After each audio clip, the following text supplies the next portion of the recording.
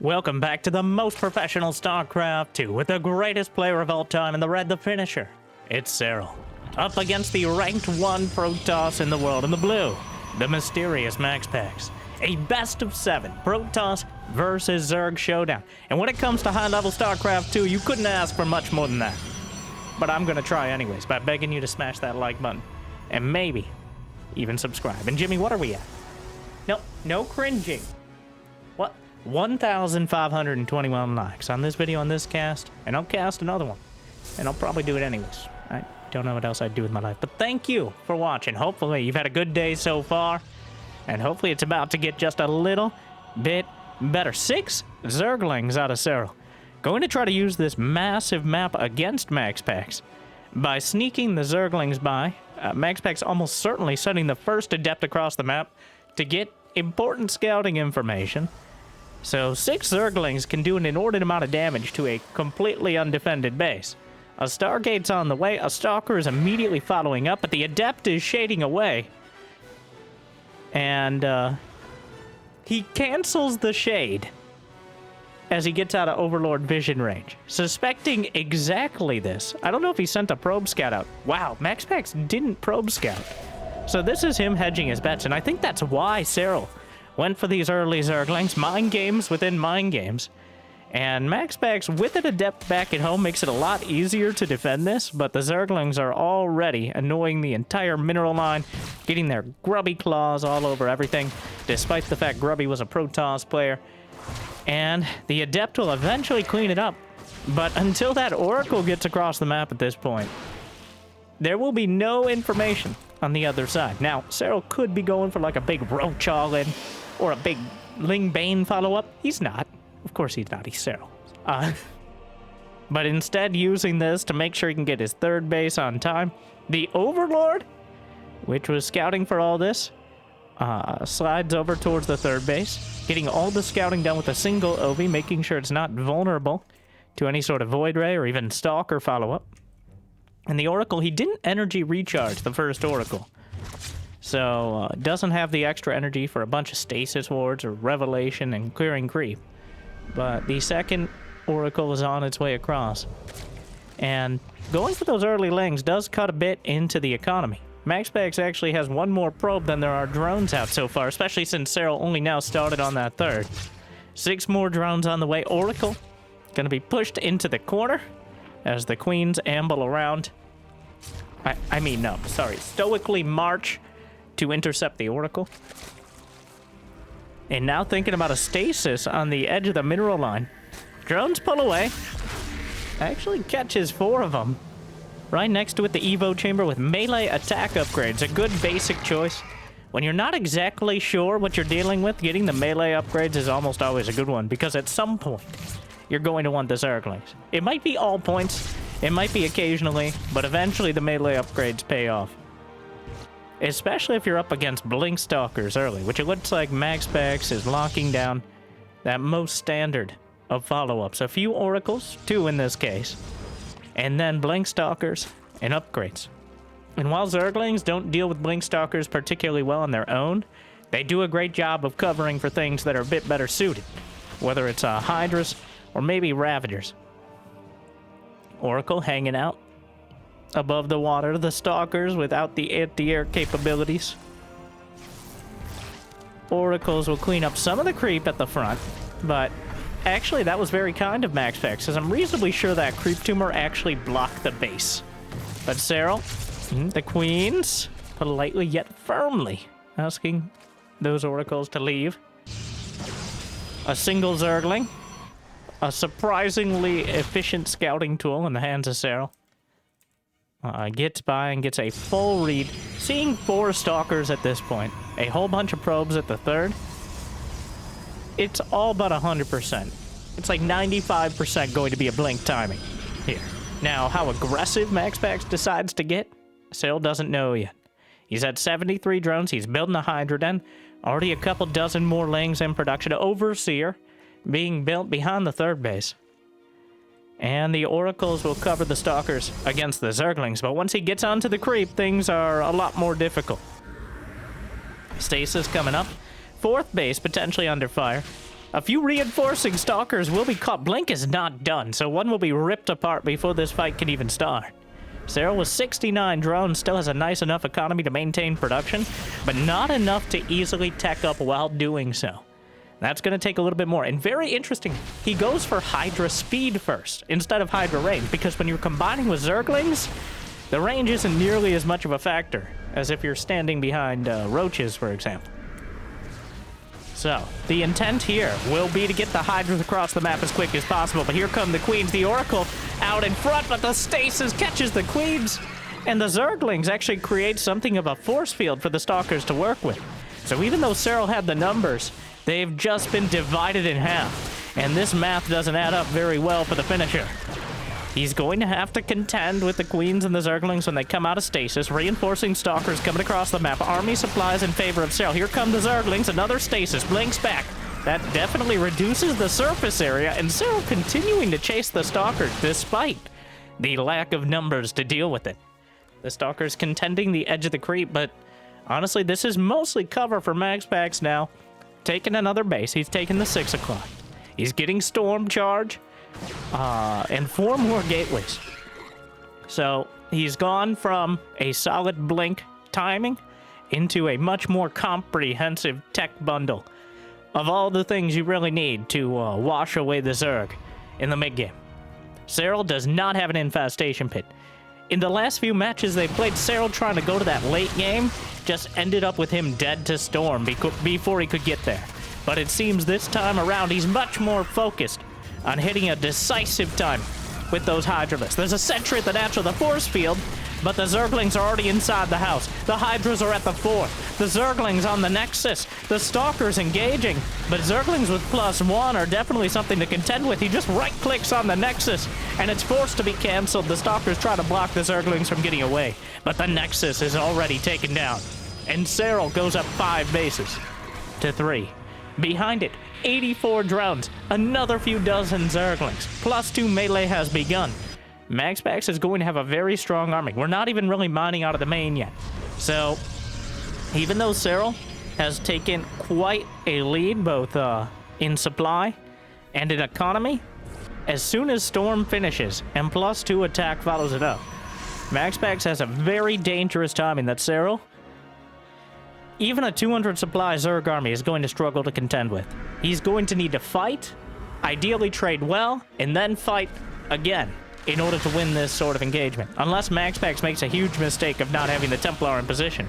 But behind it, that's not really important right now as the storms wash over the front line. The stasis protects the Templar for a little bit longer. The Hydra's wading through. Yet another storm evaporates the Hydralist. Blinks forward. Without the Zerglings to cover, the Hydras can easily be focused down. But another clutch of Zerglings. There's a stasis on the back line. The Templar, another beautiful stasis. The Charge Lod's trying to come by, but in position, the Queens and Zerglings and reinforcements in general are going to deal with the Zealots.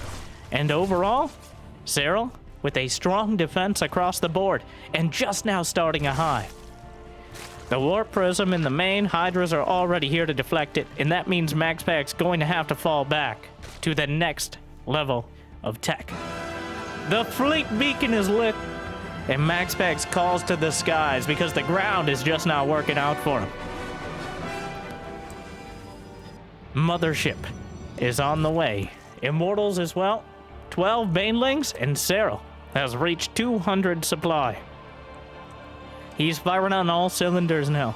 Clearly much more focused on winning the mid-game and then working into the late game. He doesn't have a Lurker Den on the way. In fact, he's only getting +2 melee. It appears Serral has adapted a much stronger unit composition and is going to try to lean on him economically. Right now, massive income advantage. 1,000 more minerals and 400 more gas a minute for Serral. So even though his army might not be super cost effective, it may just be regularly effective. As he rolls in from a solid arc, trying to dodge the storms, even the Banelings manage to survive it. Another storm softens things up, almost kills his own observer. Banelings into the mineral line, 8 probes dead, 16 in total. Hydras will retreat. Warp Prism dealt with back at home. Serral didn't forget about it. Serral never forgets. The elephant in the room. Adrenal glands on the way. Where's the Viper, Serral? Where's the Viper, Serral? But the Queens take down the Prism. Get off my creep and the general area of my creep. It extends to about a 7 range in the air. And really, we should be buffed to have more. Brenda, stop being pedantic and stop being weird. It's game 1. You're gonna creep people out. That's my job, Susan. That's like 80% of my job. Sorry. Zerglings looking to overrun. The mothership is on the field, and active cloaking is a real threat. There's only one, now 2 overseers. Active cloaking, time warp on everything. Where are the storms? The storms washing the banelings. But enough of them connect on the front line. That MaxPax has knocked down 20 supply. More banelings rolling in, a couple of charge lots. The Queens move to contest. The probe's on the run. Again, MaxPax. Well, this time around, well, he's building 3 Tempests and 3 Templar at a time, which somewhat ironically are the least temporary units in the Protoss army composition. There's a Spire on the way for Serral. He finished up a Lurker net. The War Prism has yet to be dealt with. The creep spread is lackluster at best. He's got, for the amount of Queens he has, the focus has been all on attacking on MaxPax's side of the map. And it's a double-edged sword here, the size of it. When it comes to a massive map like this, you might think it favors the Zerg. But now that MaxPax has Sky Toss with a mothership, that means he'll have 2 recalls in order to move around the map quickly and potentially extract himself from difficult situations.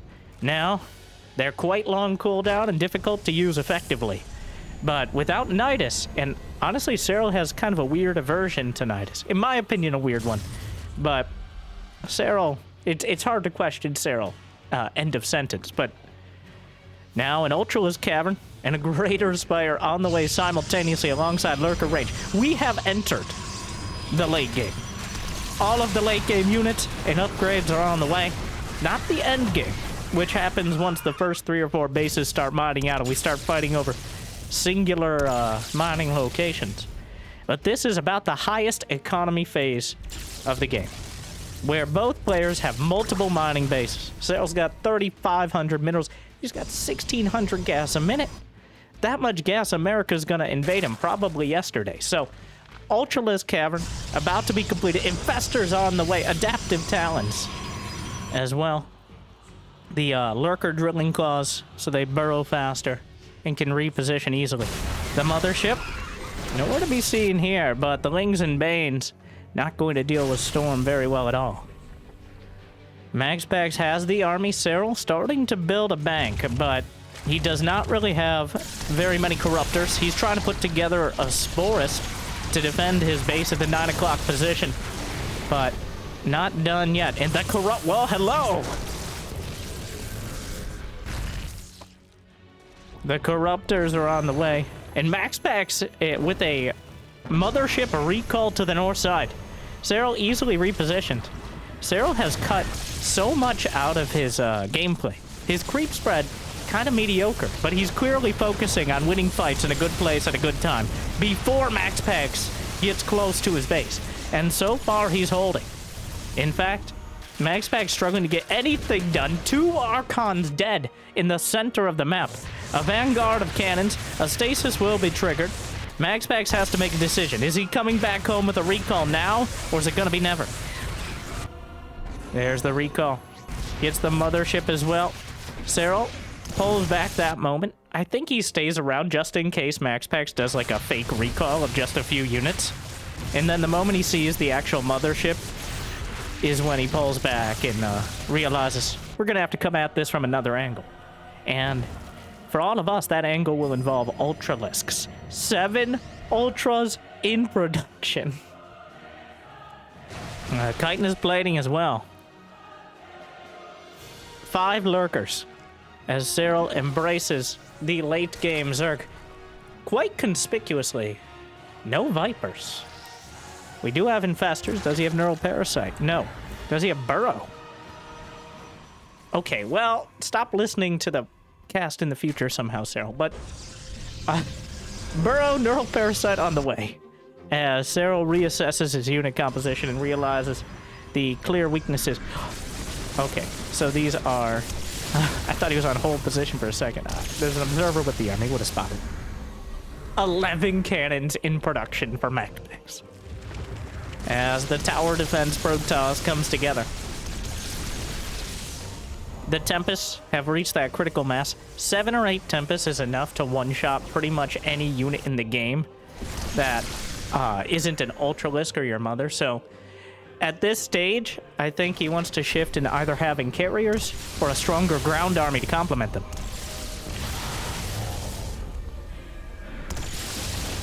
Ooh, Storms. A pre-call just before the Ultras close in. Still getting a lot of damage. Kills a couple Archons, but he recalls over to the left side of the map, trying to outposition Serral's army. And this is an awkward place for the army to engage, but Serral just goes right down the center. MaxPax unable to break the entrenched location. The Ultras just cleaving through. He's even got a few Hydras in the back. He might be able to get the Nexus, but even Serral respects his Ultras. Lurkers get by and kill 7 probes down at the southern base. And Serral keeps expanding. He keeps growing his bank. It is always dangerous. There is no... At this stage of the game with this Protoss army... Well, okay. I was about to say, this Protoss army is almost unbeatable. What can you even do? Protoss Imba! Please, nerf! I hate the ladder! That's kind of true, but still. The upgrades. MaxPax only has +3 ground weapons and +2 air weapons. No air armor. He's working on +3 air weapons and +1 shields. Serral is about to finish +1 air carapace, +2 ground carapace, and +3 ranged attack, and he already has +3 melee. So Serral still has the upgrades. Let's assume that we get maxed out upgrades. Let's assume that MaxPax ends up securing another couple bases. These are kind of strong assumptions, but it seems like we're going into that endgame scenario. Then what? What I'm really interested in is why no Vipers. So since the mothership is unyoinkable, it no longer can be abducted, which makes Zerg's lives very difficult, though I think it was one of the silliest things in the game watching that happen. Vipers have lost a lot of their value. Getting the mothership the center point of the Protoss composition, and now actually able to hold it down. Neural Parasite on the Archon. The mothership active cloaking, but there are a couple Overseers. Corruptors looking for an angle. The Ultras kind of melt in the face of this much psionic energy. And some Oracles in the back as well. MaxPax doing a great job using all his spellcasters and making it very difficult.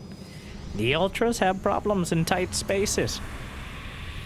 And it's very hard to get a Protoss caught in the open ones. More Broodlords on the way. And by more, I mean more than 0, because this is our first instance of Broodlords. All roads eventually lead to Broodlord Infestor, don't they? There was a Nidus. Right now, using Burrow, just slapping Niduses around the map. Using him almost in a Brood War-esque fashion. Viper. Honestly... Parasitic Bomb, I think, still very useful in this scenario. If anybody was going to use a Hogwarts of spellcasters, it'd be Serral. The Total Recall will be able to just crush through the Lurkers. Gonna take some damage on the ground, but this is an awkward angle to engage, to say the least. The mothership almost dead. Feedbacks, but the base just dies. I believe there's a Nidus at the back of MaxPax's 6 o'clock base, and he can just pop Lurkers into the conveniently placed Nidus worm nearby. And now another Nidus in the main. Serral now using those tactical Niduses. Just keeping MaxPax busy. And I think we got to start looking at the banks here.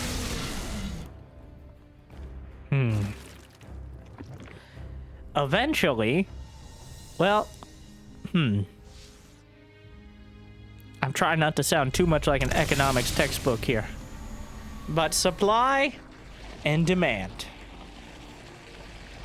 Sorry, MaxPax takes a breather to consult his nearest economics textbook and smash that like button and subscribe. The supplies need to be as close to 200 army as possible. But you do still need an economy, and there's also mining out of the outlying bases. Whoever is able to get, I think the gas is going to end up being the limiting factor, though awkwardly. All right, so if MaxPax doesn't go carrier, the minerals shouldn't be a huge factor for it. Carriers are a much more powerfuler. No, stop. Stop it. Endgame unit. But they're also expensive. They're a unit you get when you can still afford them, but the upkeep on carriers and replacing those interceptors is dramatic. Even though MaxPax is making mass cannons, that pales in comparison to replacing dozens of interceptors constantly, which, if you're engaging in the spore crawlers and infestors, is very likely to happen, even if you're winning fights. So, with the cannon, there's going to be 30 cannons and counting. We are really settling in. How many spores for Serral? Only 9 of them. How many has he lost? 5 and 5? 500 Zerglings? So far, Serral has lost 7,000 more resources, but only 500 more gas. I want you to remember this number. 1,521 lives. But another number. 4,500. Each gas geyser, by default, and that default is carried throughout all maps, is 2,250 gas. That means a base has 4,500 gas. If either player loses more than that amount of gas more than their opponent, that's an entire base of it. And that could be dramatic. Just like this fight, as MaxPax recalls away over to the mothership. Hey, what? Did you see that broodling? That broodling somehow... Was that an infinite range broodlord? Well, this attack was a terrible idea. MaxPax just lost 50 supply. But I think in an absolute reverse of the broodlord bug, one of the broodlings was fired off and tracked its target through the recall across the entire map. That's amazing. Just need more of that, right, Serral? 80 range broodlord. Well, the mass recall attempt ended up going very poorly, but 4,500 gas, that's the number.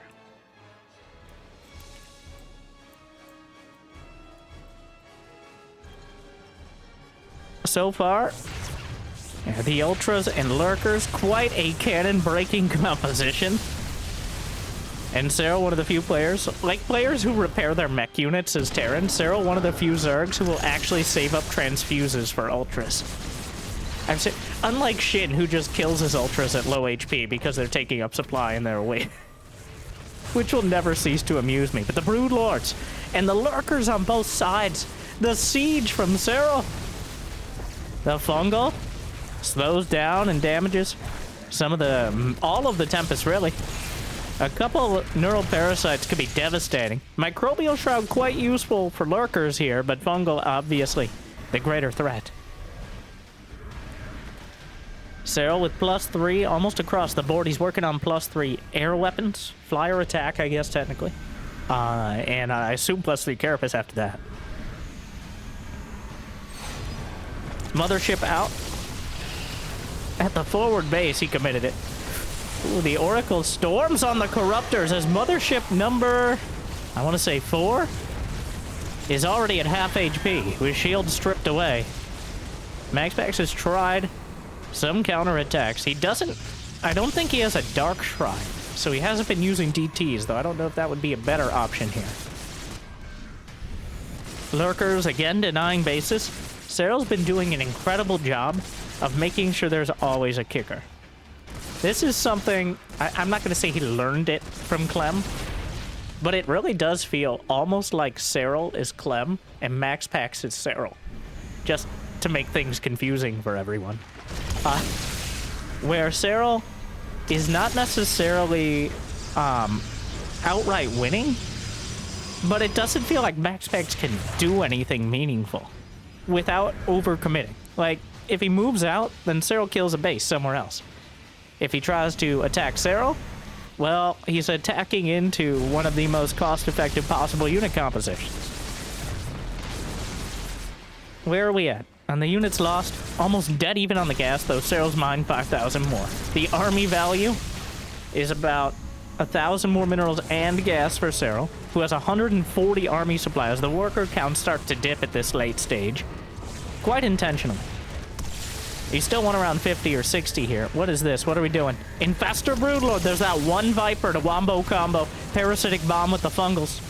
Starting to become a little dicey. The entire base on the right side was cleared out by Ultras and Lurkers. And, that is, no Zerglings for Serral. Okay, there's like 3 Lings in there, but Ultras and Lurkers definitely a harder composition to deal with.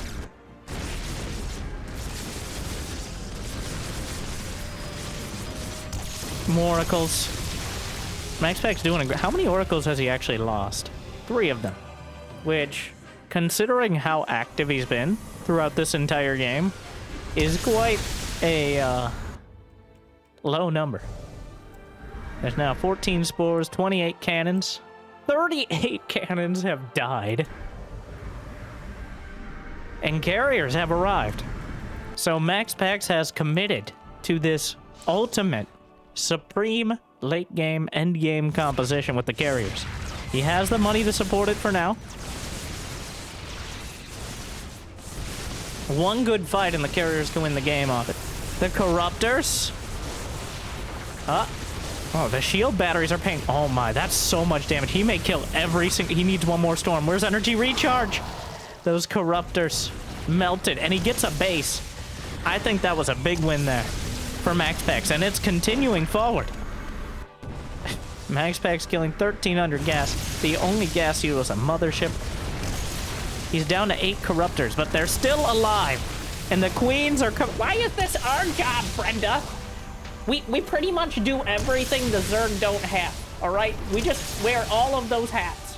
I don't have a single hat. This isn't actually Team Fortress, Susan. Shut up. Sorry. Oh, Parasitic Bomb. No? The Viper got feedback throughout all this, so not really comboing the damage. Ultras trying to chew through underneath. The Storms are helping out. Neural Parasite shut down. There was a stasis in there. The Mothership died, of course. The carrier's almost out of interceptors. Huh. Well, let's see now. Serral. The resources lost is how many resources they destroyed. It's an odd translation on this one. So MaxPax ends up killing 2,000 more gas and 6,000 more minerals, including, amusingly, MaxPax actually killed more of his own interceptors than Serral did. And now Serral has lost 2,500 more gas. MaxPax hasn't been able to secure any of his outlying bases, though. Serral has been challenged, both to the top right and to the left side of things. But he has mined some of that gas as well. We're working on maximum upgrades, though, interestingly, MaxPax never even got any armor upgrades for his Immortals and Zealots. He's going to have +3 shields at around the 30-minute mark of this game, and we're no closer to seeing a conclusion. It hasn't been a passive game. Brenda!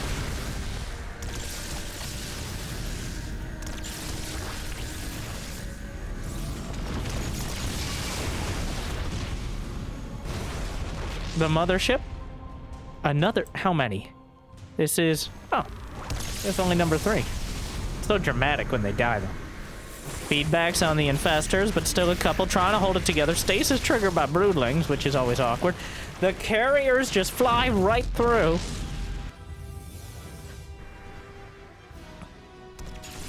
Serral's still maintaining a bank. He is fully maxed on upgrades. Putting the crawlers together. A Mothership recall to the north, but there's very limited anti-air here. And with the Oracles, he has detection on the Lurkers, starting to chew his way through. I think, is he intentionally not firing off the Interceptors? Interesting. Doesn't want to risk losing them. The Tempest will chew their way through. There's a couple Vipers in that composition over there, but another thing is the creep spread, which has been mostly beaten back throughout the game. Serral been unable to get that oppressive creep spread that usually is a hallmark of Zerg victory. More Templar warped in.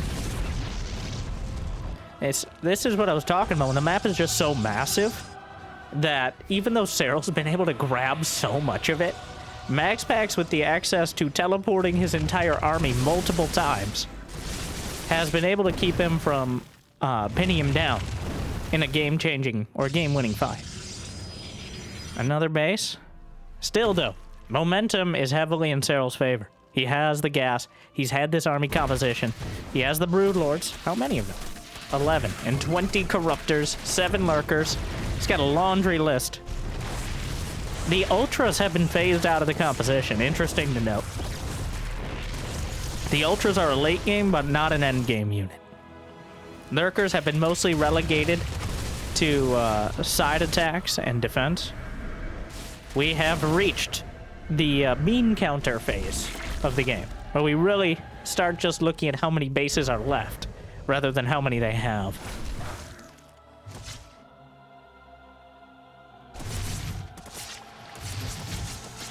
Queens, Zerglings come back to defend. The battle will continue. The Lurkers boxed it. No, not the Overlord. Brett. It was a traitor. Interesting how efficient Serral is with his OVs, by the way. He killed his own Overlord, and now he's at 196 over 192, which means he has exactly as many OVs as he needed to max out, without any surplus. He's still got a few Overseers in the mix. He's up to 7,004K in the bank. That Mothership is looking like a juicy target here, but without the ability to abduct it. The Corruptor sliding across. Down the center, here come the Lurkers. Actually, the most vulnerable point of the map. He'll recall back with what? The Mothership. He can use the Mothership to recall the rest of the army. 30 cannons on the field. More feedbacks. Does he recall now? Yes, the Mothership recalled to the center, but still a very costly fight. MaxPax, it seems like every engagement is going worse for him and better for Serral, as MaxPax keeps trying the same or similar tactics over and over, and Serral is adapting. He's got the army. He knows what he needs to do to defend against this exact composition, and it's not easy, but it's plausible. And now MaxPax only has 800 gas left. He's mined out of the first 3-4 bases.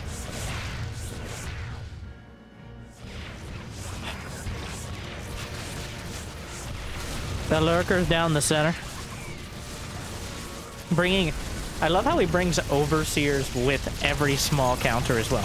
That attention to detail. Now, MaxPax doesn't have Dark Templar, but he does have a Mothership. So, a shutdown on any one of these side attacks immediately could easily turn into a much stronger attack somewhere else. So Serral makes it as hard as possible to deal with.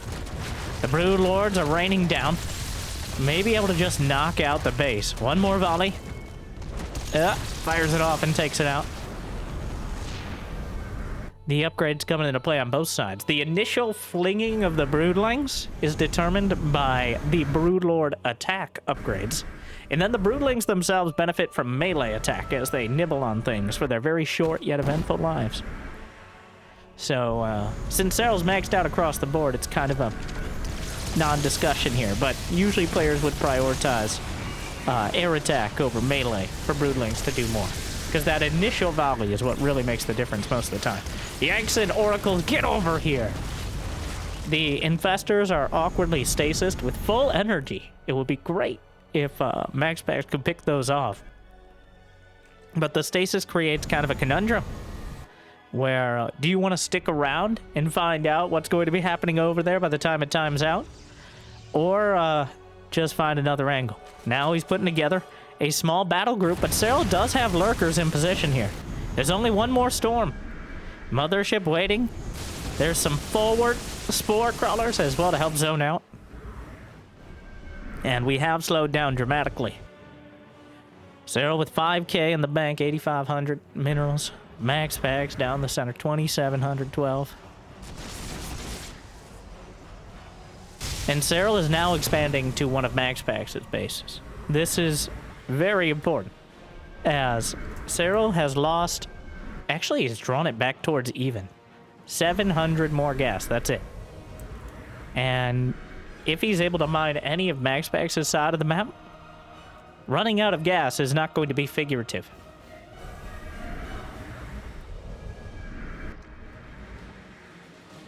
It's been a while since I've seen a total late game scenario. Usually what happens is one side or the other takes a decisive... Honestly, if it's not so, it's usually Protoss. But they get the army, and they just slowly squeeze you like a pineapple. Okay? Like spiky and full of... if lurkers have range, even spikier. But eventually, there's really no easy way to fight back. But Serral has maintained the initiative.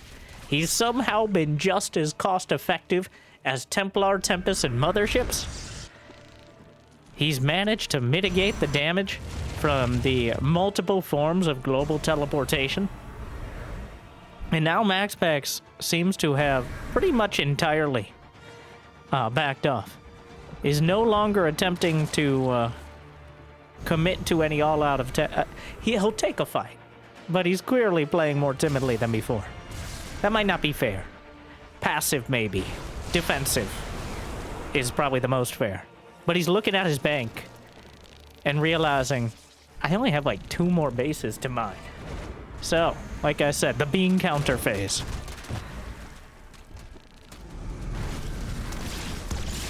One carrier, alley-ooped, gets a complimentary observer. 10,000. 10,000 minerals in the bank.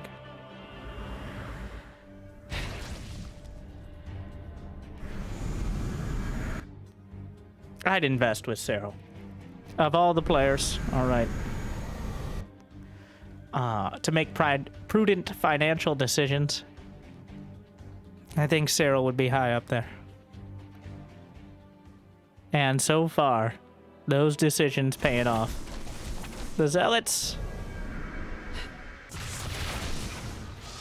MaxPax wants Serral, like, if Serral messes up once, the production tab is empty. If Serral messes up once and he ever loses this army, like a critical massive infestor broodlord, Brenda on a pilgrimage. Unfortunately, this does not seem like a good place for a queen. Oh no, MaxPax. Now this base is literally out of gas though, so MaxPax will commit to a mothership recall. But a Pyrrhic victory, as it's cost him so much to challenge it throughout this game. And now it's just minerals left. Serral mining from this right side is the most important thing happening right now. And MaxPax continuing to mine out the bottom left corner.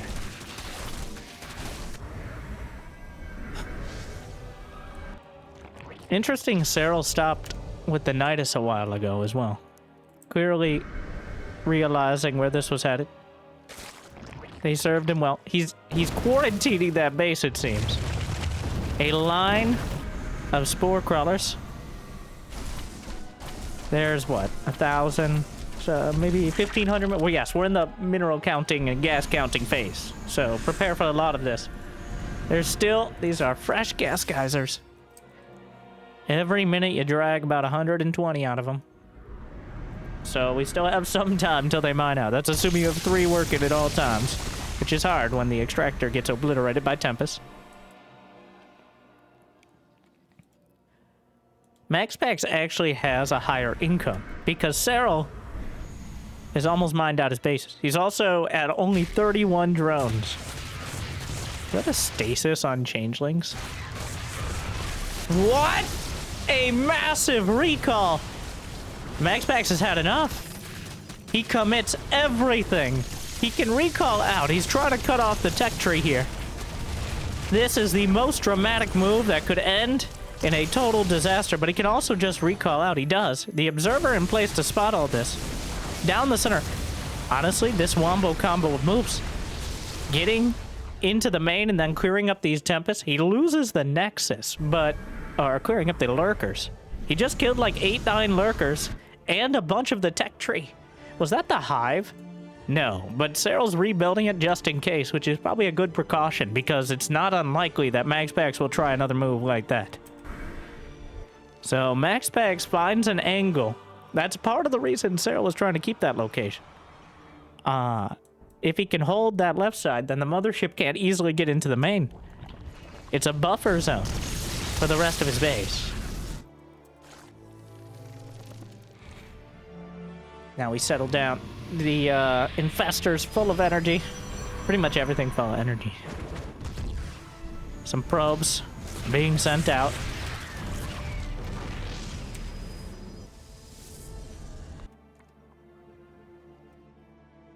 The Zerglings should be able to rip apart those cannons. Adrenalings. Oh, Shin. Easily dealing with it. And the Zealots. That was optimistic. This is where DTs will be very helpful. Oh, the mothership! He pre-splits against the storm, but he needn't. As he just loses the mothership. That was mothership number 3. Number 4 is in production. Yet Serral is still mining from an extra base. He's lost 1,000 more gas. That's too much of a disparity. The status quo does not work for the Protoss. And pretty lore accurately, in SC2, it never has. There's a cannon and a battery here as he's thinking about building a Nexus, but it's almost not even worth it.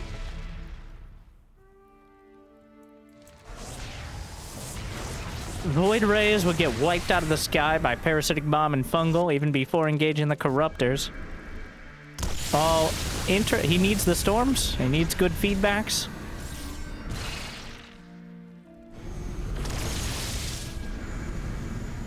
It's not that MaxPax couldn't do damage with some sort of big attack or counter like he just did. I think he's looking at that bank and thinking about how he's never getting any more money. Like, there is a finite amount of minerals and gas. He really needs to deny this base more actively. The Oracles getting whipped out. He's about to kill the... Just get the hatchery! It's right there! Just shoot the hatchery! Oh, no. It's a disaster. No. Well, he doesn't know about the infestors. Fungal. Parabomb combo. No feedbacks. Oh, he gets a Parabomb on the combo! Oh, no, MaxPax! What have you done? And a recall includes the Parabomb. Oh, I think that was just... I don't know what he was doing. He didn't kill the hatchery. He lost a bunch of his very expensive units. Many of the rest are bruised. And now the Broodlords are working in towards the natural. Serral's only lost 6 Broodlords throughout this game. And he's had them... Oh my, we've rolled over into the hour marker. Back in the olden days, before Legacy of the Void, we counted in StarCraft time, which was approximately 1.4 times faster than real time. And this is a carryover from the fact that back in Brood War, normal speed games were 1 second to 1 second. But because the Koreans are Koreans, they always played on faster speed for esports, or fastest, or whatever it was. And this was true in StarCraft 2 up until Legacy of the Void. And now in Legacy of the Void, we use real time. Which is why things are 71 seconds instead of 100, for example. But the replay interface still reads things in StarCraft time and then converts them to real time, which is why we have the hour marker. No, it hasn't been an hour yet, but if it was Wings of Liberty, we would have just passed the hour mark. So this is also why the conversation about games of Wings of Liberty is a little misleading, because a lot of people remember these hour-long or like 30-minute games, which were actually like 22 minutes or 40 minutes. It's still a long game. But we are literally talking about a different... oh my god, the Hero Zealot. Just kill the hatch and rebuild it, so... of course, games in Wings of Liberty relatively were longer, most of the time. Maybe not than this, but... Neural Parasite! And then the Swarm hosts arrived, which we haven't had any. But the storm's over everything! MaxPax is fully committed. He cannot rebuild this army. He needs to win a fight. Now, or it's looking almost literally like never. Another observer taken down. He's going to clear out the center. But, again, what have you accomplished? He clears out a few of these units, but he doesn't win the decisive fight. He needs to kill the Corruptors at some point. Yanks out a carrier. 1 down. Viper's still going. He's not... Interestingly, Serral is not settling for Immortals. He knows the Immortals are not the real threat. He wants valuable units like Tempest and Carriers. Knocks out one. Goes for another. Those are fully upgraded Corruptors against fully upgraded Protoss. But the Corruptors literally have one job. And it's to destroy units like this. The Storms make that job more difficult. But the Vipers are certainly facilitating things. And MaxPax is rebuilding Carriers. I feel like MaxPax is, it's very easy from our perspective to be like, well, that was a mistake. But it's been 45 plus minutes. MaxPax is desperately looking for a great fight. He's not going to find it. He's trying to settle for good, but Serral is turning that as well. In his quest to find that game-winning fight, it seems like he's just bleeding out. Or whatever it is the Protoss have. The fleet beacon dies. How much... Is he literally out of gas now? The fact that Serral has mined more than half of the right side base. I don't know if that matters, but there's 78, there's 400. Maybe long distance mine, but the Zerg infestors! Oh no! Oh, that's that full energy infestors just walked in the cannons. Looks like Serral feel 10 infestors. Well, that was bad. It's not enough to turn it, as Serral still had plenty in the bank, but that certainly... Well, that puts Serral back in more gas lost. But again, he's mining an entire extra base. The numbers don't lie, and they spell disaster for you. Well, what? Did he just attack his creep tumor? That was the strategy that Dark got nerfed, more than Serral. The Broodlings were nerfed in duration because Dark realized you could attack your own thing. You could attack your own changelings, for example, or creep tumors, activate the Broodlings, and then use other Broodlings to activate more Broodlings and effectively extend the range of your Broodlords. Yeah, sure, it's a bit of APM intensive, but the cannibalistic Broodlord strategy, quite effective. Not really viable anymore because Broodlings last about half the duration. Finally, the hatchery dies, but I was hoping for a dramatic conclusion, an epic battle, maybe MaxPax turns it around, or at least makes a great fight of it. And it seemed like for a moment we might get it, but right now, he's just being economically smothered. He can't rebuild. If he had unlimited resources, even if he had limited income, we'd see a lot more fights, but there's only so much left. He has to recall. That's a recall to the mothership. That means the center location is now completely vulnerable. The Zerglings are slowly but very surely chewing through. Remember, he still has carriers he has to maintain as well. Serral is completely mined out of every hatchery location. He had to rebuild this right side, so that will be a hatchery in a moment, but MaxPax is almost mined out of the bottom left. He still has the army to beat. But in this case, I don't know if Serral actually has to beat it. How many spore crawlers? There's only 3 spore crawlers, but I think they've served their purpose quite well.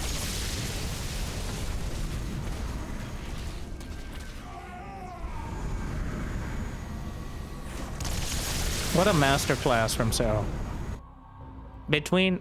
I feel like the Hydras into Ultras, at this point it feels like the early game, but the mid-game, early 200 supply before we got into this state, really set the tone. Serral was able to grab enough of the map, and he never let go. He may have adjusted his grip a bit, but still here. To the point that MaxPax completely unable to contest.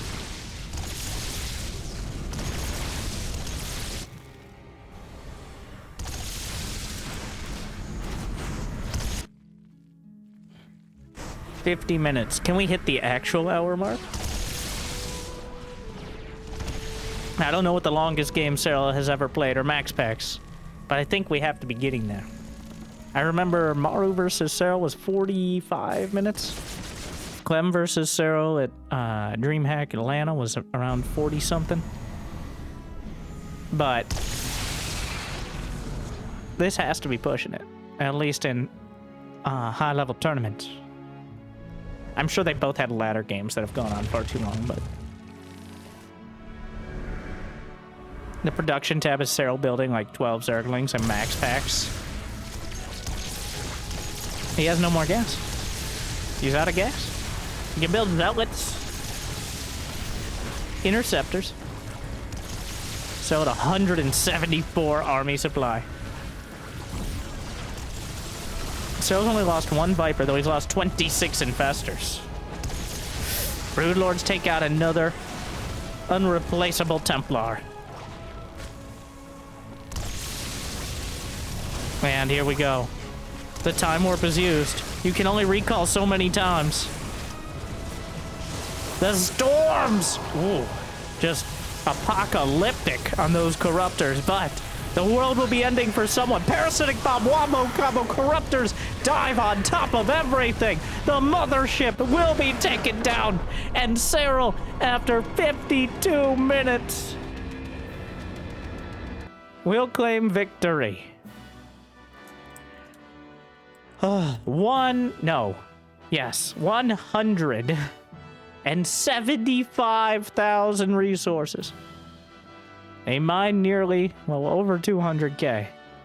Serral was still 8k in the bank, but MaxPax, out of options, out of supply. And now, out of game. Game number 1.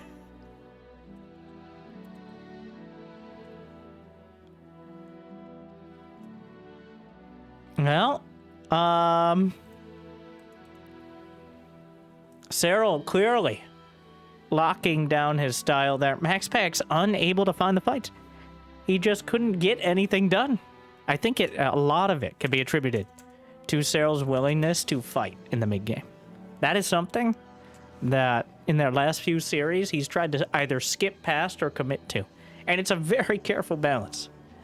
Somewhat puns intended. But that mid-game Zerg enough in order to keep him busy. So here we are. We're going to game 2, Abyssal Reef. Imagine just loading up the game and playing another one. Or, you know, for most of the people watching it all. But I digress.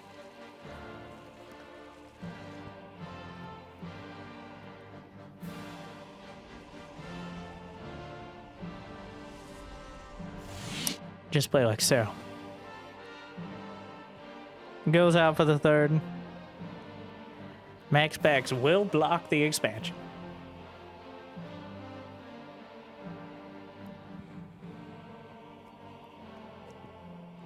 Yeah, I'm racking my brain. And this is how Serral, for better or for worse, we're actually in the scenario of what happens if they don't make a mistake. All right, the strength of the Sky Toss army is if you ever make a mistake, you just lose. Like a storm, feedback on all your key spellcasters, carriers doing 17,000 DPS. But if they stay right at the edge of your bases, constantly counterattacking and forcing you to commit a chunk of your supply on defense, if they have near perfect control over their spellcasters, if you're not able to establish enough mining locations, well, it's a lot harder to take advantage of that obscenely expensive and powerful Protoss army. Somehow it always comes down to the Broodlord and faster.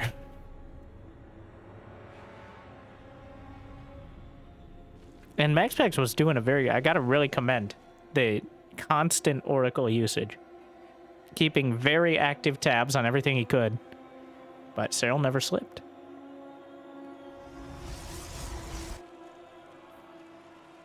I feel more and more that the best style for beating Serral is not gonna be building the right army or playing the right strategy.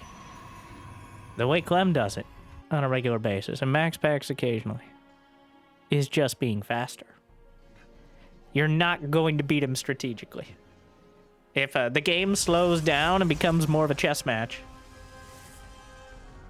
well, there's a reason Serral is the greatest of all time, and Serral has been able to maintain that championship level for 7 years. 7 years ago, 2018, he won the World Championship. And honestly, people were expecting it maybe even before that. But that, I think, started the era of the finisher. And the beginning of the end of Korean dominance.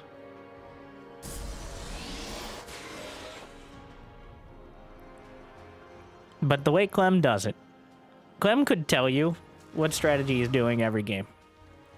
Especially Terran versus Zerg. Honestly, every matchup. Does that mean you're going to be able to stop it? Even Serral obviously has his struggles. In fact, the best player to deal with Clem, the best players are Raynor and Hero. Raynor because he's the only player who's fast enough to keep up. And Hero because he's a crazy person. So maybe MaxPax needs to whip out those unhinged strategies that shouldn't ever work, but for that reason actually do. And he starts things off with a Void Ray kill and an Overlord, which certainly telegraphs an interest in more creative strategy. So,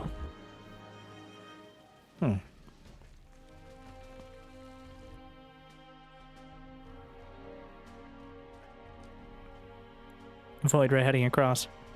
Be very surprised if we don't see a Twilight. It's not just going to be a fleet beacon, is it? TBD. Oracle to follow it up. Queen's moving into position. Just clicks on a drone, but dodges with the Spore Crawler. And an energy recharged Oracle. As well at the front. And there's the Twilight. Couple more Adepts. Actually, Zealots. Orbiting. Interesting. It's going to kill one of the Adepts at the wall. He's actually going to kill these Zealots as well, somewhat awkwardly. And this is forcing the Oracle back. Very surprised he actually just picked Zealots there.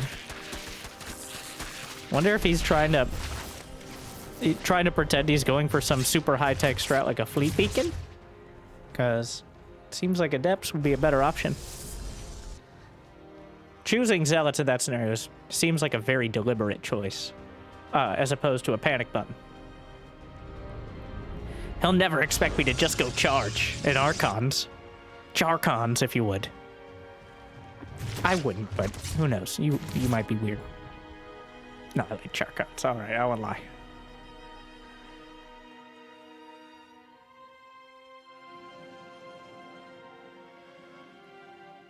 Zerglings. This is the strategy that Mana use more of, as well as Hero. Definitely shying away from the Blinkstalkers, trying to get something done. Though, it isn't an all-in. MaxPax is going to have over 60 probes. He's building the Prism. It's just another flavor of mid-game pressure that Serral may be vulnerable to, but he's already building Roaches and Lynx. He's anticipating something, obviously. The Void Ray almost always gives that away. The question is, do they overreact? Who does? A beautiful choice that we've seen be effective multiple times. Oh, he sees the Prism. Okay. Well, now he knows that the Mutas are going to be a strong choice. If he survives that, no. Obviously he has to make it that far. Cancels the Warp in. Now going for the Archons. Serral with a Dropper Lord. A single Dropper Lord. Overlord speed on the way. Is that a German taxi build? Gonna chauffeur the queens across? Interesting. Or did he mean it to be an Overseer? Either way, he's getting Overlord speed on the way, so that means likely intentional. Here come the Charcons. But the Roaches will be fully operational by the time the Archons arrive. Storm on the way.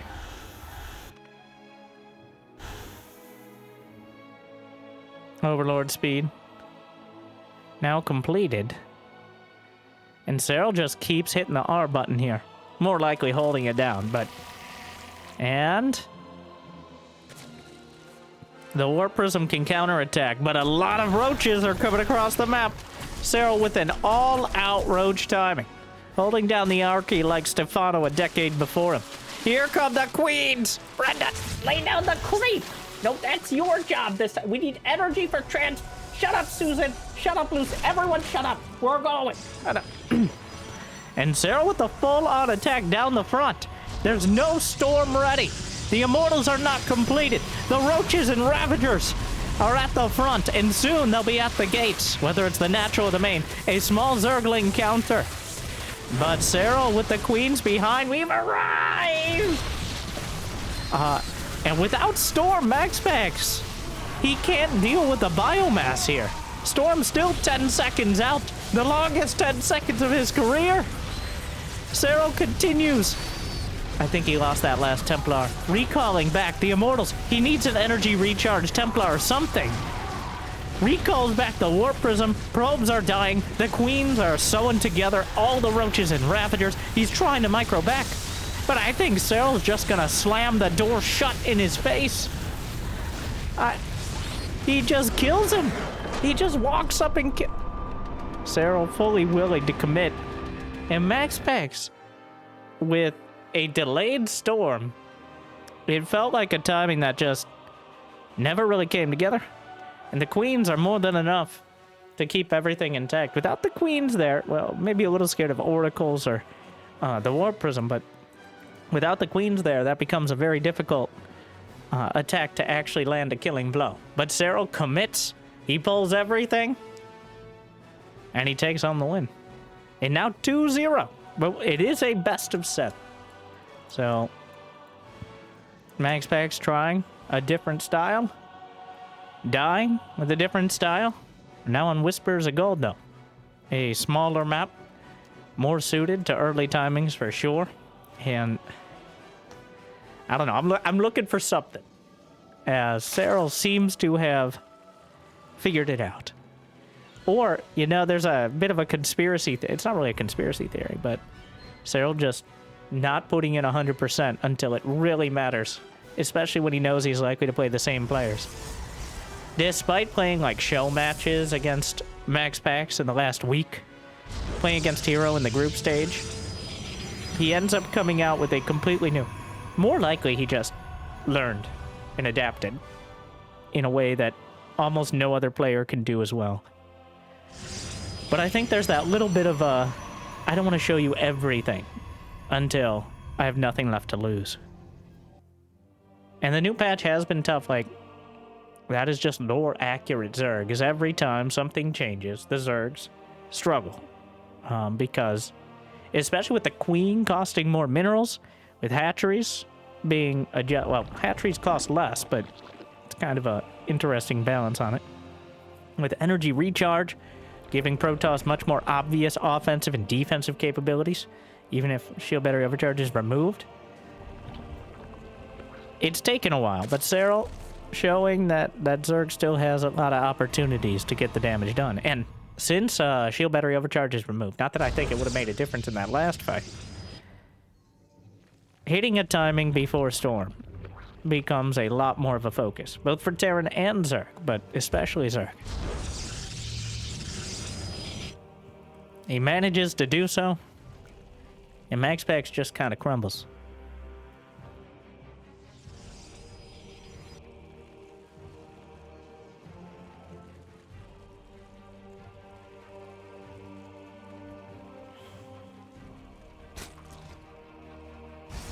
Takes a few minerals with him.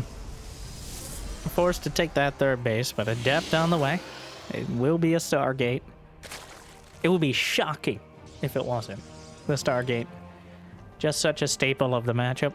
Without Oracle, or, well, without Stargate units early, you can pretty much just die to a wide array of things. But at the same time, the Oracle, and maybe Void Ray, get you all the scouting information. It's partly scouting, partly the fact that Zerg has no anti-air except Queen, so the only way to have anti-air is to bring the Queens across the map one way or another, like Serral did in the last game. But that either requires you to go incredibly all-in, or do some sort of mid-game timing attack. Either way, the Stargate is a huge part of actually scouting and defending it.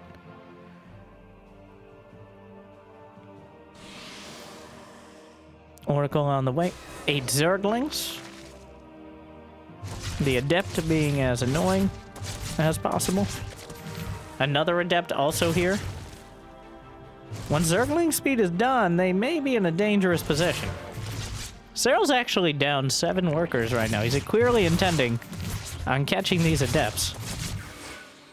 MaxPax shades back. The Oracle's going to be done at this exact timing. So while the Adepts may get caught, it looks like the Oracle will be able to help him out for a moment. Does he light it up? Yes, energy recharge activated. He has a lot of extra to work with. Doesn't slap a revelation. Just keeping the Oracle lit up because it costs 25 energy to turn it on and activate the pulsar beam. So just like your mom said, all right, don't turn it off and turn it on again. You're going to waste all the energy. You're never going to be able to murder the drones you always wanted to if you keep doing that. This Oracle does seem to be a little lost when it comes to its purpose in life, but did drive back the Zerglings. Got a couple drones. A couple more gases. Whoop! The Queens. Not quite able to drive it back.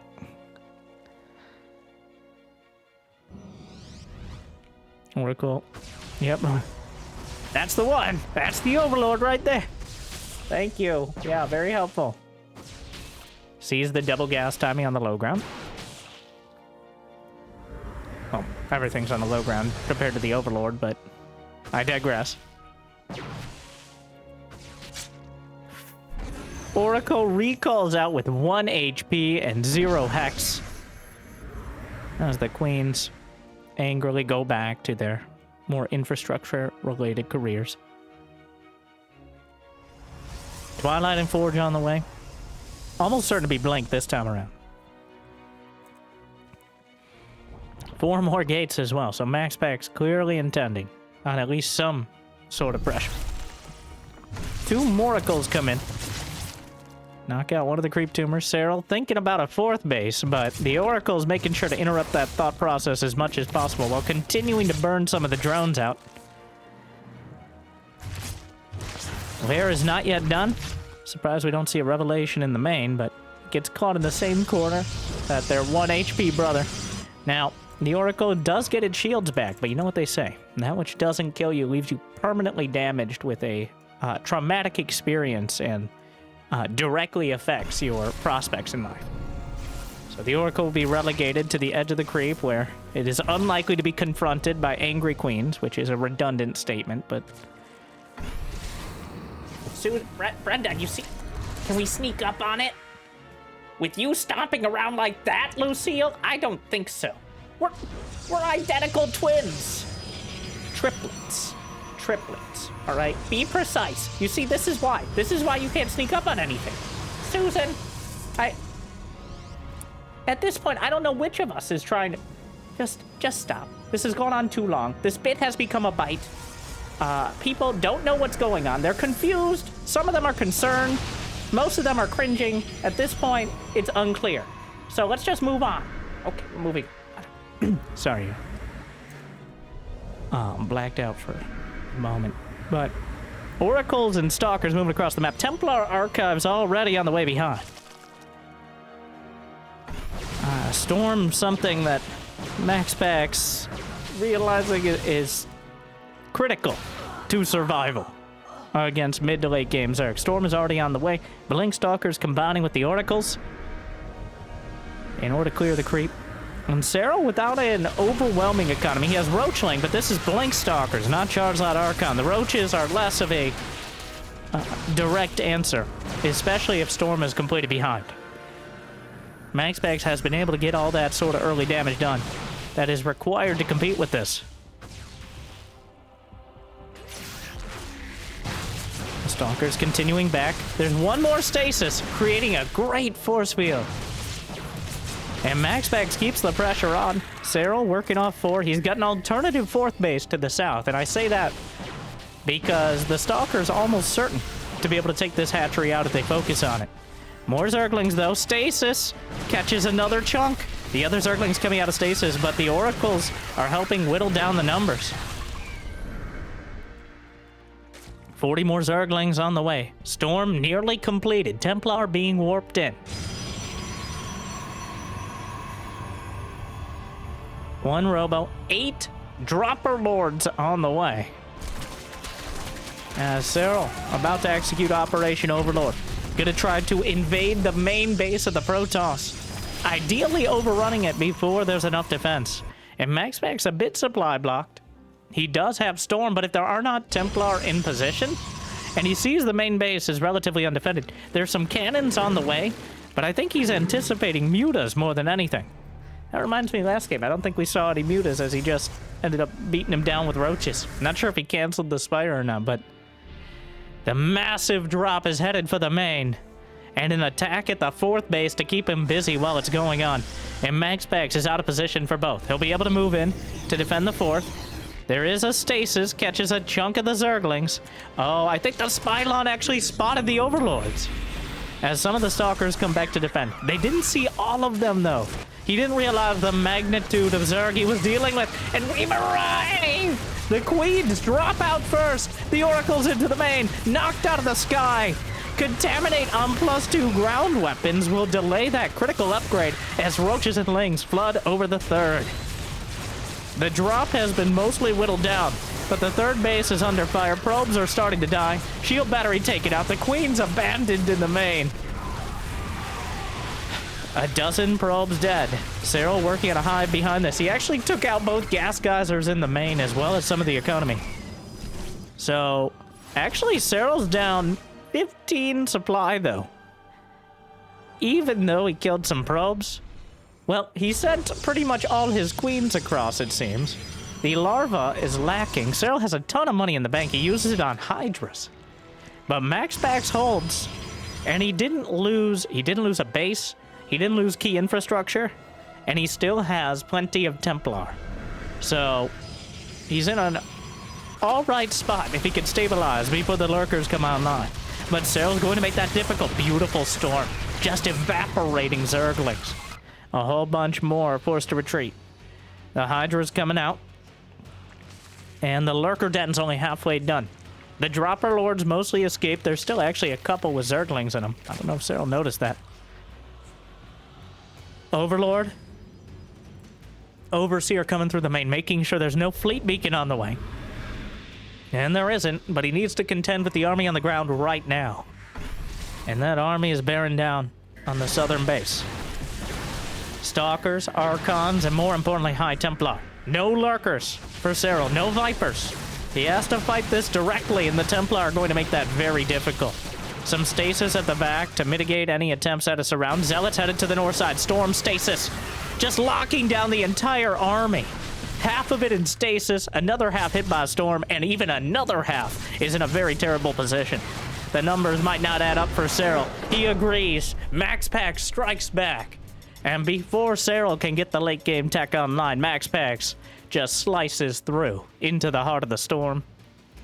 The swarm. And it's 2-1. A very solid execution from MaxPax. Serral maybe leaning too much on the mid-game attacks for once, and MaxPax anticipating it.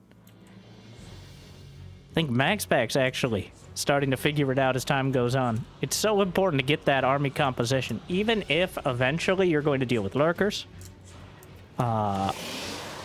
Jimmy, the game. Nobody wants to look at the in-between game. This is how you lose viewers. They're not going to like and subscribe.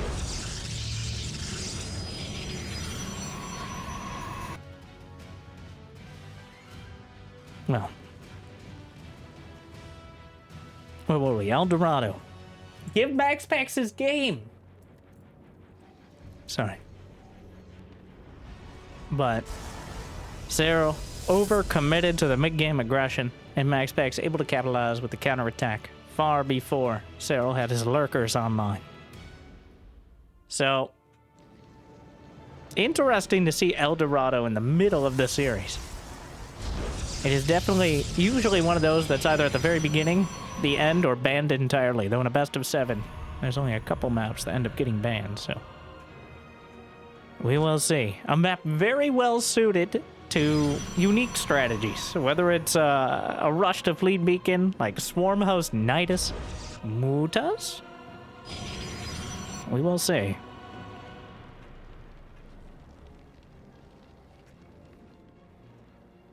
MaxPax showing he can still hang with Serral, defend in the mid-game.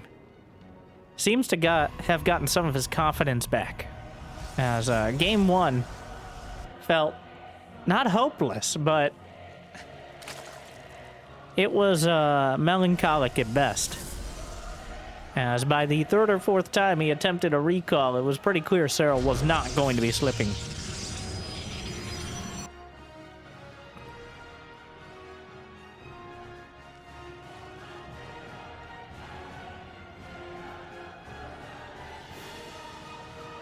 Stargate on the way. Of course. Remember phoenixes? Well, whenever a muta comes out, we get to see a phoenix maybe, but it's usually a reaction as opposed to a proactive choice. Energy recharge is good for phoenixes, but for oracles it's just better. 100 extra energy on an oracle gives you so much utility that you didn't have before. Makes it effectively impossible to do any sort of early aggression as Zerg, as the oracle will almost certainly have enough energy to defend, as well as gives you near-perfect scouting info, with Revelation no longer being a big factor in draining your energy.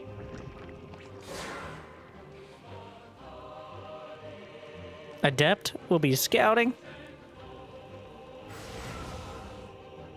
Sees the 3rd base. Serral has expanded to the southern side of the map, mined out that little mineral wall.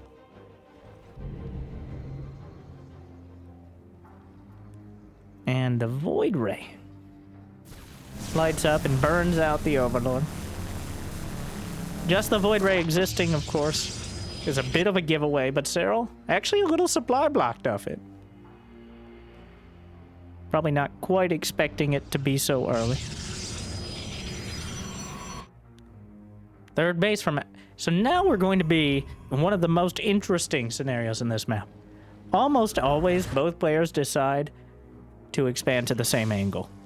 But Serral is going to the south and MaxPax is heading north, which means he is unlikely to mine out this mineral wall. And I'm not sure... Like, this is... I can't remember the last time I've seen exactly this. I've seen a lot of games on this map at this point, but never... this polarizing, if you would. Huh. So, ground attacks are going to be very difficult for both sides to execute, as it's a long distance from the bases of Serral to attack anything meaningful of MaxPax, unless he actually tries to mine out the minerals, but there's an adept here. I wouldn't be surprised if he puts like a pylon and cannon to make sure that doesn't happen. There's literally no way. Minerals are the most durable materials in the game. They can survive a nuke. Okay, the only thing that can work... We should make everything out of mineral.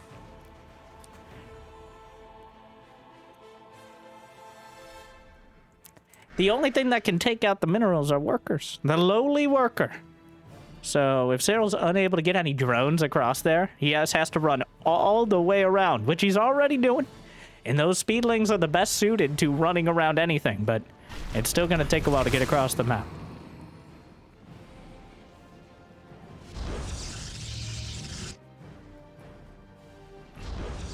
Lair is on the way. At 3rd base, the Zerglings are closing in, but the shield battery about to complete. Stalker warped in a very awkward angle, but the shield battery just in time. They drain a lot of energy. Does the energy recharge the battery?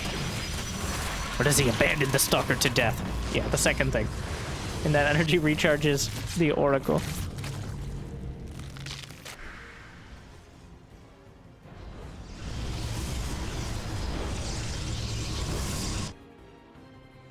Past the crazy-looking, like, Templar statue. This map has a Protoss bias, okay? It's clearly like some old Protoss temple or something. Is that good or bad for the Protoss? Well, it's got bad vibes. And again, that's lore-accurate Protoss, so. Most of Protoss in StarCraft is, I think bad things are going to happen, and other Protoss being like, nah, it'll be fine. And then bad things happen. All right. Thank you for coming to my TEDx lore talk.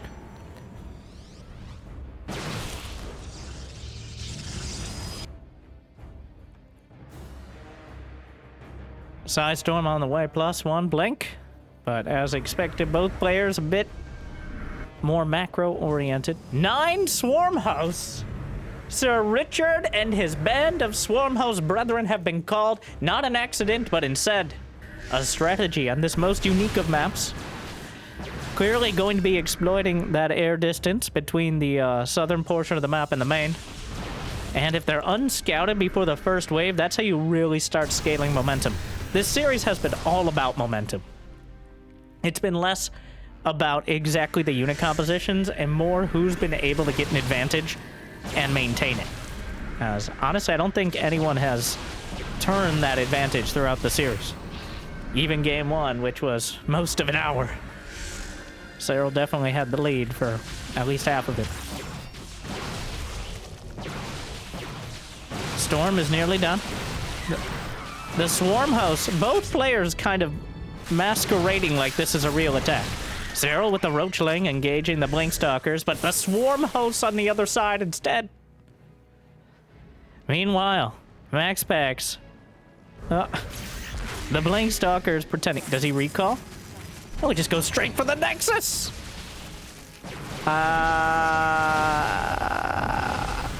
Well, that's a lot of damage. The Nexus dies with the blood of the Locust surrounding it. MaxPax a little indecisive or just a little late on the draw. I don't know if a recall quicker would have saved it, to be honest.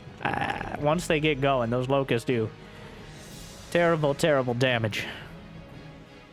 So now MaxPax down 50 supply. Actually, supply blocked. Losing a Nexus will certainly not help in that department. The supply chain itself is under duress. And if he wants to engage the Swarm House, he may have to just go blink down past the mineral wall. I don't think he wants to mine it out himself. Yeah, it looks like MaxPax actually reinforcing this location. Kiting back with Blinkstalkers against free units. This is not a long-term strategy. This eventually, Serral will continue to capitalize on this advantage. He's got a hive on the way. Again, Serral with the much later lair tech. Staying in the mid-game for significantly longer than even recently we expected. But there's going to be a hive done. Lurker then about to complete the Void Ray. It survived. And now will be the lone threat to the Swarm House. But the Queens and the Stalkers from the north side. Ricky, this is the Hatchery Owners Association. Now, we told you to stay on the creep at least 8 range away from any Protoss, or you're violating your agreement. I didn't sign anything. It was more of a verbal agreement. I didn't say anything, but I did, Ricky. But I did. Thank you. The Queens, looking to spread the creep all the way to the edge. Mass Overlord drop and a fleet beacon is on the way for MaxPax. Looking to turtle up to Skatos. He's done a great job of holding. And Serral's actually expanding to the gold base to the south at the 6 o'clock, so he's in a very good position economically, but oh, the Templar! Stasis saves the day, but all 4 Templar will be killed one way or another. Actually, the Archon survives somehow. The Locusts are breaking through, and there is no solution to the Swarm House right now. They continue doing damage, and Serral seems to have the answer to the ground army as well. MaxPax is getting very close to the position we were in game 1 of holding, but never being able to meaningfully fight back. Something needs to change soon. And what is this? The Stalkers blink down and are hunting the Swarm House. A single Queen will intimidate them back to their base. And then the Stalkers realize that that's really not that scary, but emotionally devastating. A mothership on the way. Warp Prism. Tempest. Queen was taken out, but the creep spread is kind of slanted towards Serral's side of the map. One of the most clear disparities here. The Locust getting involved. I'm not sure how many Swarm Hosts are left. The rest of the Locust. The Templar! Oh, he was looking the other way. The Templar, or the Stalkers at the natural, drawing his attention as the Locust rained down. Serral making his spire great again. There's another Nexus in the top right corner. And while Serral keeps getting the damage done, I want to point out the upgrades. Just +2 ground weapons, while Serral has +1 melee and +1 ranged attack. So this is about, oh, a massive drop of doom. That Void Ray has 1 HP, 7 kills. It is going to be a massive part of defending this. Helps take out 2, 3 of these. There's a cannon in position. This Lurker drop, a massive misfire here. There's no anti-air. The Void Ray. Victor the Void Ray. Victorious in this battle, almost dying to his friend Storm. But the Void Ray with 1 HP, blunting the effect of this Lurker drop dramatically. And now Serral, he's stuck with a... Here's the thing, he has a huge ground army, but almost no anti-air. He has 10 Hydras and 4 Queens. There's a Mothership. Tempests are being built 3 at a time. Right now, Serral needs to leverage what he has of a ground army and switch into air as soon as possible. Otherwise, MaxPax might become too big to fail. One Oracle slapped out of the sky. The Hydra's taken down. He's working around the north side. The Zealot counter going to meet the Zergling counter to the north. Adrenal Glands is not actually done, nor being researched, but the Zealots will be overrun either way. The Lurkers on the high ground. Eventually, MaxPax will carve them away, but the Lurkers are doing damage of their own. 9 probes dead. The Void Ray, Victor, continues his efforts as the Swarm Host. Unfortunately, the Lurkers, though, every single one of those Swarm Hosts will be tagged by the Void Ray. The Storm's a bit late. The Void Ray may end up killing 3 or 4 more Swarm Hosts before this is all said and done. The main base, Locust going to work. Zealots warped in. The Void Ray may finally be taken. Get off my... Well, 15 kills. Serral is down to 6 Swarm... No. No!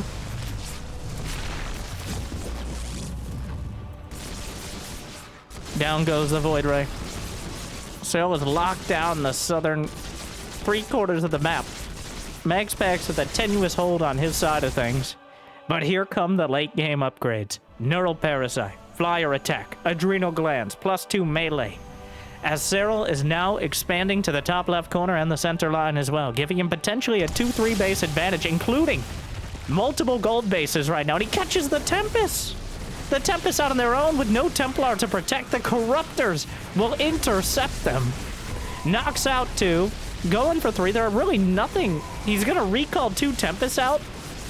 2 of them barely survive, but almost dead. He recalls with the Mothership. The Corruptors are caught in an awkward scenario, but Serral in the right place at the very right time, and he's not just lucky. He knew they were coming. A couple Lurkers back at home to defend.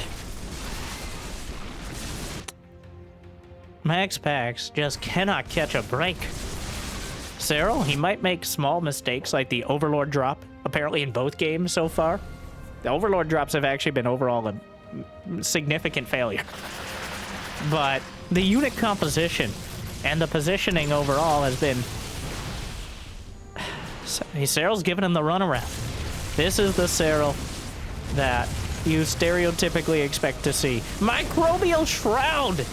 In this exact scenario, reducing the damage from air to ground by 50%, gonna make it take approximately 700 shots for those Lurkers to be killed by the Tempest, especially if they're too busy running away. Almost kills it in Infestor there. He's only got +1 air weapons on the Tempest, where Serral continues incrementing out his air upgrades. The Swarm Hosts are finally cleaned up by the Stalkers. I think Serral is trying to mine out the mineral wall. There's a conspicuous lack of some of them. But Serral up to the north side. The Lurkers are slicing through the probes. MaxPax unable to keep up with the aggression. The drones are helping break into the main. And that will open up another avenue of attack for the Hydras and the Lurkers.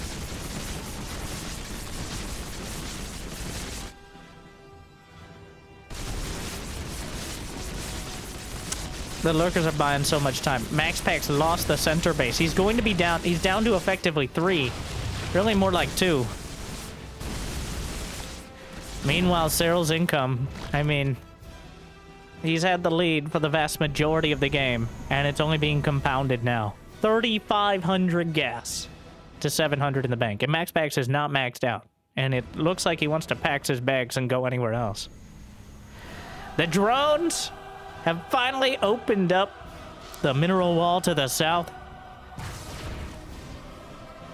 And what now? Again, MaxPax feels boxed in. Except this game is even more constricted. He can't move out, and he can barely hold. The infestors will catch the mothership. The corruptors will melt through it, knock it out of the sky. The Tempest in a good position to clear up the rest. He's beaten back to the corner of his base. The lurkers will eventually be taken. Well, the corruptors move in on the Tempest, eating a lot of damage from Storm, but the Tempest count is getting whittled down to nearly nothing. And if that's the case, then there's really nothing to keep the lurkers at bay. Serral still mining. He still has a 1,000 mineral and, more importantly, 800 gas per minute lead. The Serral stonks always heading up. Ultralisk Cavern. The finishing move for the finisher. Ultralisk to cleave through the Templar or anything else on the ground. How many Immortals? 2 Immortals. That's it. He's been building Immortals to help deal with the lurkers, but they've been a low priority compared to maintaining a Tempest and Templar count. The lurkers actually... MaxPax has been... Wow, that's an optimistic base from Serral. Is there tectonic destabilizers? He didn't upgrade the Tempest building damage. Not that destroying buildings has been a high priority, but... Serral still running around with Zerglings, still finding success with it. Keeping a lot of the army busy in order to reposition. Are there any Vipers? No. He's been leaning on the Infestors and the Corruptors, and surprisingly no Broodlords, but the Lurkers filling most of that role. The Swarm Hosts were taken out a while ago, but they served their purpose. And now at an awkward positioning, Microbial Shroud on the Lurkers. And now Serral has taken up residence in MaxPax's base. And the Templar can't get in position for storms. Serral obliges, he comes in with the Corruptors, but arcs out around. 180-degree angle, making it very difficult. The main base is being ripped apart. Most of the Stargates. I don't know how many more there are. D-Power's 1. The Zealots are warped in to defend. And a battle group counterattack may kill one of Serral's bases as MaxPax finally finds some initiative. Needs to recall out already. Backs off for now. The Infestors, if you're gonna recall, another Fungal. Holding it down, recalls out. They'll sacrifice, they'll expect one of us in the wreckage, brother. The mothership on the other side. Those are changelings down there. Another, wait, did he lose the forge? Oh no. He's bleeding out.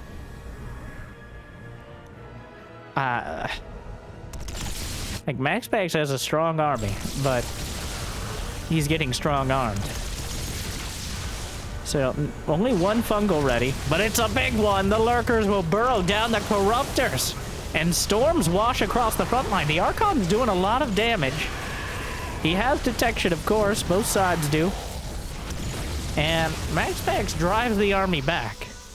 He actually wins the fight with a few dozen asterisks as Serral is rebuilding immediately, though he drained his entire mineral bank to do so. That +2 air weapons is potentially a target. The fact that he's only on +2 air weapons feels like a bit of negligence from MaxPax. The Zerglings will force the probes away from the base that only has 1 cannon to defend. Serral easily rips that cannon apart. The probe count is suffering. The Lurkers are headed north.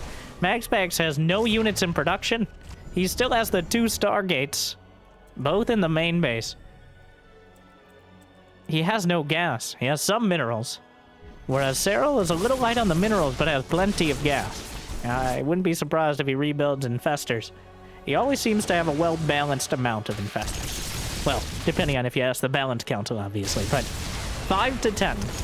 You go over that count, and they're more of a liability. But under it, and you can't reliably chain together fungals in order to keep the army, or in this case, with Microbial Shroud, to help out as well.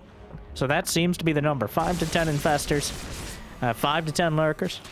Ideally, a few to throw in towards the main or the outlying bases to make life difficult. And then the rest. Hydras, Corruptors. Well, it's quite a stew he's brewing with the Zerg army. Not that the Protoss can appreciate it with no mouth. The lurkers at the very edges of the base. And he's just slicing them apart. Drawn and quartered.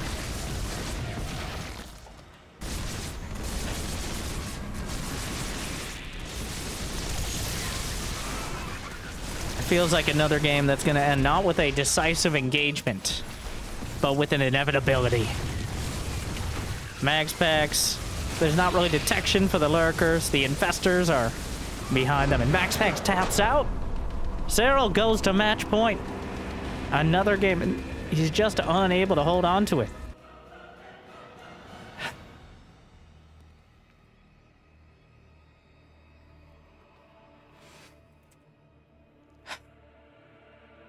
MaxPax just not getting anything done. I don't know.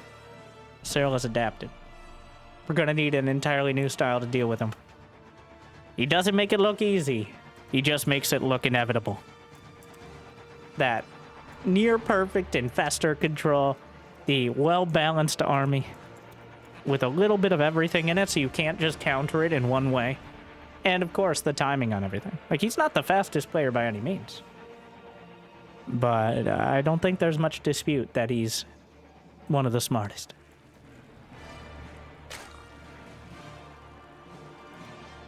The Swarm hosts as a timing unit, I mean, obviously you would like to keep them around, but they serve their purpose of keeping MaxPax bottled up until Serral could get all the hive tech online.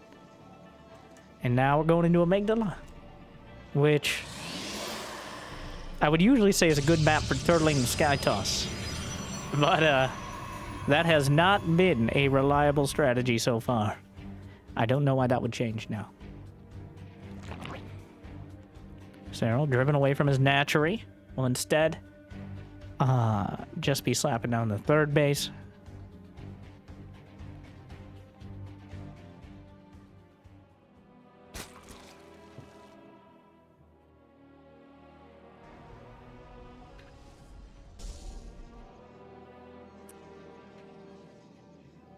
Uh-oh. Here we go again with Serral. It's hard to, like, because Zerg is so fluid in both a gross and hypothetical way. You can't really pinpoint a build. It's more of a style. More of a, almost an energy to it. But Serral shifting into the more mid-game aggression, but not fully committing to it. Like, a lot of Zergs have gone full out in just kill them before they get Storm or before they get Sky Toss, which Serral did. But instead, just making sure he maintains map control and like a boa constrictor. Very slowly. It's like boiling a frog here. And MaxPax in this case is a dangerous and well-accomplished frog, but a frog nonetheless.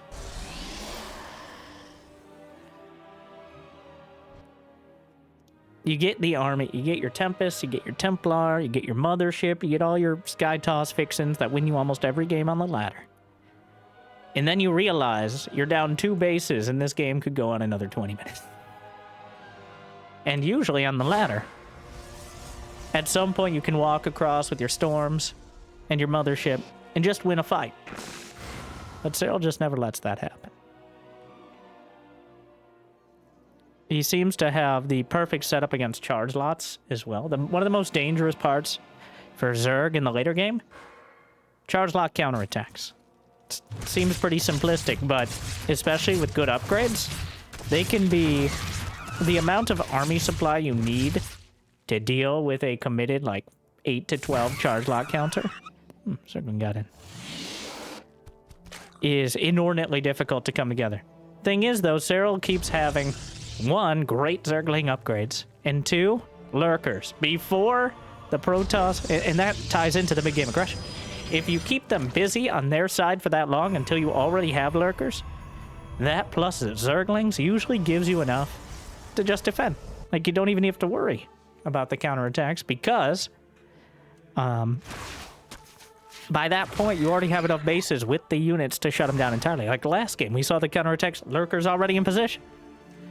Using the map to great advantage. In fact, I think MaxPax would have done better if he mined out the mineral wall and just went for the third base on the low ground. Like, fight fire with fire. All right, don't fight fire with trying to run away from the fire and hope that it burns itself out before it gets to you. No, that's not really how that works. He goes for the Evo Chamber because the Evo Chamber starts with more HP and can't be burnt out by the Oracle nearly as easily.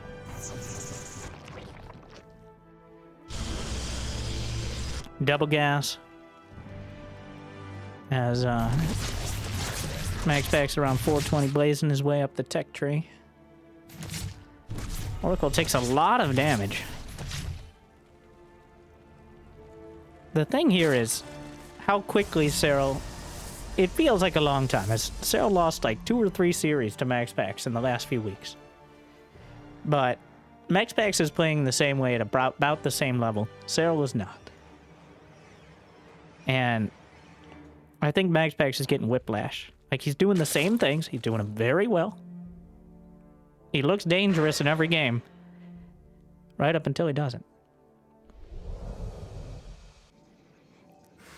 Maybe he can turn it around here. But last game seemed very shaky. Relatively, of course.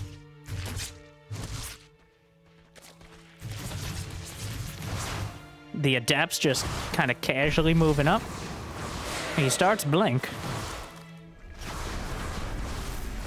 May actually be able to delay the 4th base.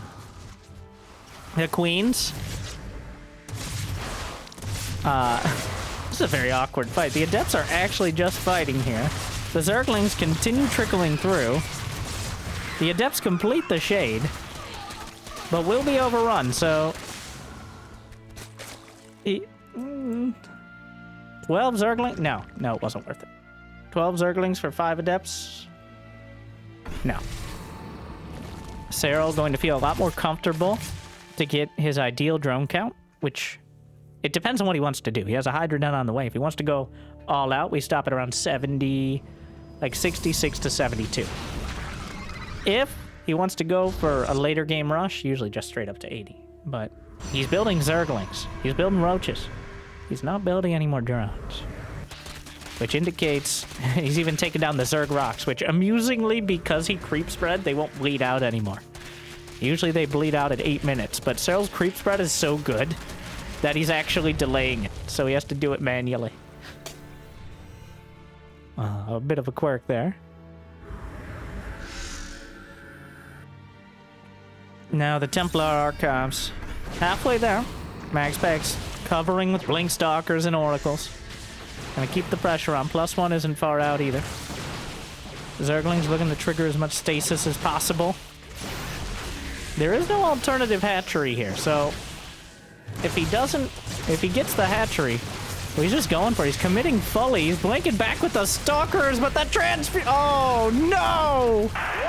It's a disaster. He's committed so many Stalkers.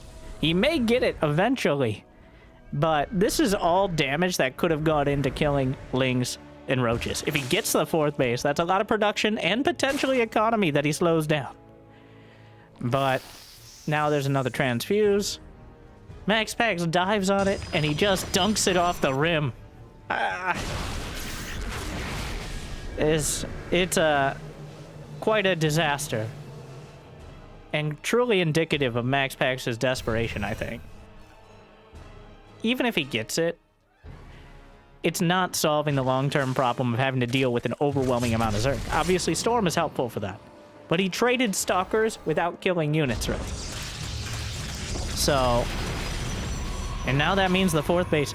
There is a 190 to 110 supply. Storm is on the way. 30 seconds out. That's a long 30 seconds now. As he's trying to take a fourth. How many Templar? He has 3 Templar, 14 Stalkers. Against 130 supply of Zerg. It would take cataclysmic storms to stop the tide from rolling in. And here comes Serral. Muscular augment's done. There's just so much Zerg now. Oh my god, he got a contaminate on Storm! And Serral stops, the comprehensive dismantling of arguably the best Protoss player in the world. A complete reversal of their matches not a week ago, just a few days ago. And Serral has adapted. He's overcome. And again, Serral looks like, by far, the best Zerg in the world and the man to beat. It doesn't matter. Every single unit could jam itself into one Storm, and MaxPax would still be dead here. He agrees.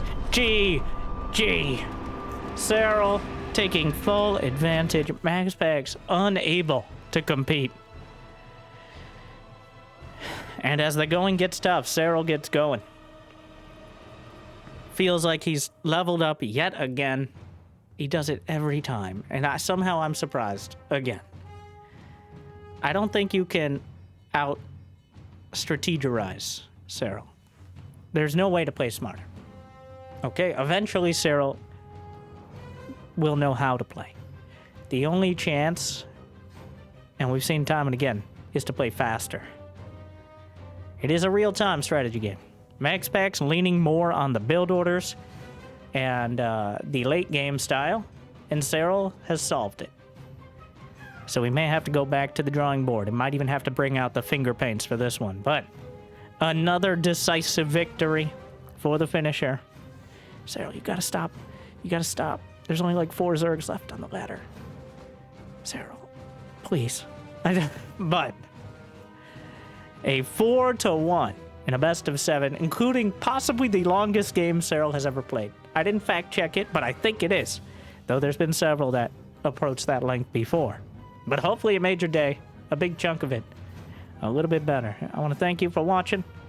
I hope you enjoyed. Thank you to those support on Patreon. If you got the means of motivation. Big Jiggy Door Cave Mario N for the mule tier patrons, bringing in all those minerals. But I hear liking and subscribing is still free, at least for now. So thank you for watching. I'll see you next time. Good luck. Have fun. Stay chill.